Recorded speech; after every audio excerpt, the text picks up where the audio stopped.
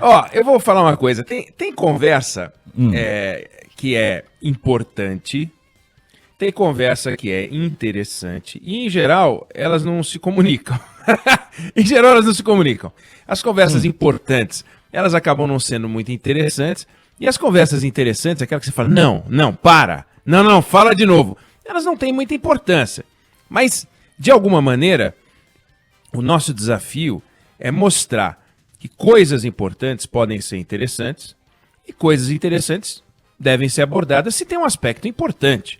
Não, no nosso propósito aqui não é simplesmente matar curiosidades, simplesmente, e sim tentar olhar o que há por trás das coisas interessantes e tentar ver no mundo das coisas importantes, olha, tem coisa interessante aí e elas têm significado para a sua vida. A gente vai entrar numa discussão intensa, por enquanto ela ainda não está intensa, mas ela se tornará intensa, envolvendo mais uma reforma. A gente se envolveu na reforma da Previdência, no começo era um negócio deles lá, mas quando a gente começou a ver que aquilo interferia na nossa vida, a gente passou a se informar, vem cá, peraí, com que idade eu posso me aposentar? Não, mas que conta eu tenho que fazer? Ih, vou perder dinheiro. E agora? Então, é a nossa vida. E quando a gente trabalha ao longo de uma vida e ao final vai receber aquele dinheiro, a gente tem que olhar para aquele dinheiro. E ao longo da nossa vida, a gente trabalha, recebe os nossos ganhos mensais, pode ser salário, pode ser rendimento fruto de uma sociedade numa pequena empresa, ou até numa empresa grande, mas os tributos são vitais, porque o que sobra daquilo que a gente ganha e não é levado pelo governo é a nossa renda real, a nossa renda imaginária, e muita gente faz conta assim. Ah, qual é o seu salário? Ah, eu ganho 3 mil. Ganha 3 mil, e aí eu faço conta, posso gastar 750 aqui, posso gastar 215 ali, vai somando, aí dá 3 mil. Só que o do 3 mil que você ganha, tem um pedaço importante que vai embora, né? E isso vale para todo mundo, é preciso sempre pensar no que sobra. E quando você compara o que você ganha e vê o que levam, é muito dinheiro, é muito dinheiro. Então a gente tem que olhar com muito interesse para essa tal de reforma tributária, que é um assunto árido, mas mexe na nossa vida, mexe nos nossos ganhos. E tirando alguns poucos países, tipo Brunei, e mais meia dúzia de paraísos fiscais, a tributação ela é a base da receita governamental, tributação alta, né? São os impostos que financiam os gastos e também os investimentos feitos pelo governo. No Brasil, gastos, investimentos muito poucos. E países que gastam muito precisam de muitos impostos. O Brasil é um país que gasta muito, e gasta muito porque a gente definiu que é assim que a gente quer. A gente definiu?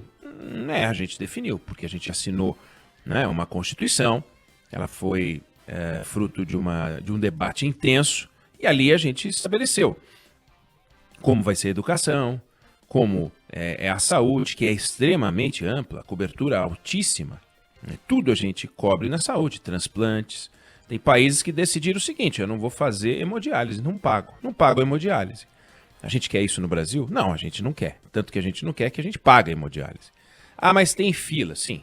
Aí é a ineficiência, dificuldades, desafios, etc. Mas é um país com 200 e tantos milhões de habitantes que tem um sistema único de saúde que segurou a onda, ou está segurando a onda aí nessa pandemia. Imagina se a gente fosse feito os Estados Unidos. Ia ser uma encrenca. Então a gente resolveu pagar essa conta desta forma, com esse tamanho de dinheiro.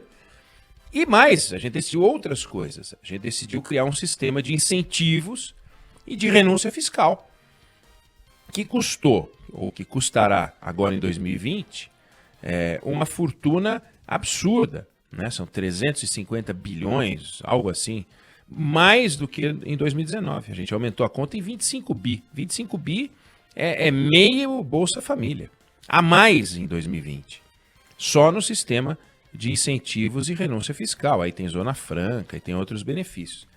E esse modelo, ele é financiado por uma estrutura de impostos que é muito complexa e que, desde sempre, é tema de discussão. Quando eu digo desde sempre, é desde sempre mesmo. Você pega, no último século, a gente enfrentou 4 reformas tributárias. Uma na década de 30, uma na década de 40, uma na década de 60 e uma na década de 80. A cada década, e pula uma, a gente está enfrentando uma discussão. E em todas elas, a gente criou impostos, em todas elas a gente fez a carga tributária aumentar. E agora, o senhor Paulo Guedes, ministro da Economia, promete que o Brasil vai conhecer a primeira reforma tributária da nossa história sem aumento de carga tributária, com criação de impostos, porque ele quer um imposto digital lá. Então, aí ele está fazendo igual aos outros, mas ele jura de pé junto que a carga tributária não vai aumentar. Em 1920, a carga tributária brasileira era 7% do PIB. Agora, acima de 35%. Deveria ser 7%? Não, claro que não.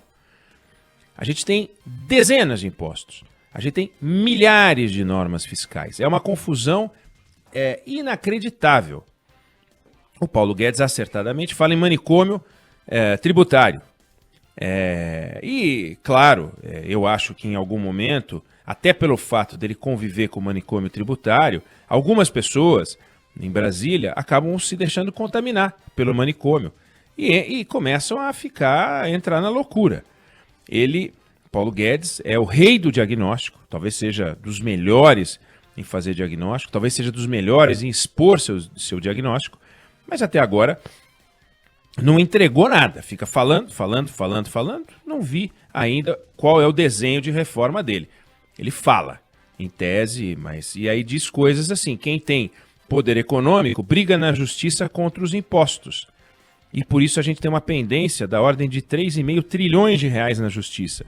Fica parecendo que existem brasileiros do mal, poderosíssimos, e que se insurgem contra essa mania do Estado, ou melhor, com essa obrigação do Estado de arrecadar. Quando, na verdade, a gente tem um sistema tributário tão vagabundo, tão ilógico, que as pessoas pagam um imposto e são cobradas de novo, ou elas questionam, ou é o Estado entrando questionando. Então, esses 3,5 trilhões de reais não é só de pessoas ricas questionando pagamento de imposto, não. Tem o Estado questionando o dinheiro que deveria ser pago na avaliação dele, Estado, e tem as pessoas falando, peraí, isso aqui não é justo. Então as pessoas agora não podem mais lutar por aquilo que elas entendem que é justo, elas têm que aceitar entregar o dinheiro para o Paulo Guedes, só porque o Paulo Guedes disse que é o poder econômico. Poder econômico, caramba, qualquer um entra na justiça quando recebe um boleto da Receita que é indevido. Para com isso. Então não faz sentido algum. Se a gente vivesse num sistema tributário justo, e a gente não vive, as pessoas pagariam o imposto só de acordo com a sua capacidade de pagamento, os tributos seriam claros, a forma de pagamento seria simples, e não é assim no Brasil. É tudo complicado, e sempre aumentando. A última reforma tributária que aconteceu no Brasil, que foi na Constituição de 1988, a carga tributária subiu 6 pontos sobre o PIB. 6 pontos percentuais. A anterior, na década de 60, aumentou a carga tributária em 7 pontos. Então, é sempre para cima. E tudo tem consequência. A gente volta na Constituição de 1946, que aumentou o orçamento dos municípios. Sabe o que aconteceu? Começou a surgir município tudo que é lado. Saía do ralo o município. A gente tinha 1.700 municípios em 1945, eles viraram 3.900 municípios. Hoje a gente tem mais de 6.000. Então, você vai, mexe num impostozinho, mexe numa distribuição de tributos, vamos melhorar a vida dos municípios, manda mais dinheiro para eles. Começa a nascer município. Então, as coisas no mundo dos tributos e na distribuição dos tributos têm consequências. Por exemplo, dei o exemplo da criação de municípios que surgiu desse manejo dos tributos. Agora vamos lá. Década de 50, a partir dali a gente atacou, empreendeu um esforço de industrialização. Criamos o BNDES, que na época era BNDE, surgiram as superintendências de desenvolvimento regionais, Sudene, Sudesul, Sudeco, etc. E aí, o que aconteceu? A gente criou novas despesas, porque a gente queria subsidiar, a gente queria apoiar a industrialização, a gente queria indústria no Nordeste, que é legítimo. Vamos fazer? Vamos fazer. Com o dinheiro do Estado? Com o dinheiro do Estado. Vamos embora, bora. Aí a gente criou novas despesas. E a carga tributária, como é que financia esse troço todo? Começou a surgir o déficit, aí surgiu o endividamento público, surgiu a inflação, porque a gente não tinha como financiar essa brincadeira. Resultado, carga tributária aumentando. Então, sempre que a gente se mexe, sempre que a gente olha para o Estado se mexendo, é a carga tributária se mexendo e aumentando. Na Constituição de 88, tudo foi debatido. Foi a coisa mais linda. Sabe, a democracia mais coisa linda, coisa fofa, amo muito tudo isso. É super bacana. A gente discutiu tudo politicamente, comissão para cá, comissão. Comissão não é, atenção, gente, não é comissão de pagamento de propina. Eram as comissões de discussão dos temas na Constituição. E tudo sendo discutido e tal. Os grupos de pressão falando. Resultado, criamos um monstrengo. A gente constitucionalizou o desequilíbrio que está aí. Então, hoje a gente tem um sistema desequilibrado, constitucionalmente desequilibrado e fixado na Constituição. E aí agora, o que a gente está fazendo? Em vez de discutir a reforma do Estado, em vez de discutir o papel de cada ente, em vez de discutir o que deve fazer governo federal, estados e municípios, o que envolveria uma reforma fiscal, a gente vai encarar uma reforma tributária. A gente decidiu, o governo decidiu, o Congresso decidiu que a gente tem que financiar um sistema doente em vez de discutir a cura. E daí a loucura. Cura. Daí a loucura. Não dá. A gente tem aumentado a receita dos estados, eles queriam isso. O que eles fizeram com o dinheiro? Aumentaram a despesa com gasto de pessoal. Aumentamos o dinheiro dos municípios, além de brotar mais municípios, o que aconteceu? Aumentou a despesa de pessoal. E agora a gente vai fazer uma reforma tributária para financiar essa farra. A reforma tributária do seu Paulo Guedes, a reforma tributária do seu Rodrigo Maia, do seu Davi Alcolumbre, a reforma tributária dos políticos, é uma reforma tributária para botar no caixa do Estado a quantidade de dinheiro que o Estado precisa para financiar as suas despesas. E também, se possível, simplificar a vida das pessoas. Mas a prioridade é não mexer em qualquer discussão que envolva a distribuição dos recursos do Estado, as atribuições do Estado. Nós não estamos discutindo a reforma administrativa, nós não estamos discutindo a reforma fiscal, nós só estamos discutindo a entrada do dinheiro, que é a reforma tributária. Então a gente tem que olhar para esse assunto e perceber o seguinte: em todas as nossas experiências, e que isso que a gente está vendo aconteceu, a gente saiu dessa pagando mais do que pagava antes. Todas as modernizações, e foram algumas, houve fusão de impostos. Em mais de uma ocasião a gente fundiu impostos, só que agora a gente tem mais impostos do que tinha antes de fazer as fusões, porque a gente faz brotar impostos. E agora o seu Paulo Guedes, por exemplo, quer criar um novo imposto. Nós temos que ser contra a criação de novos impostos.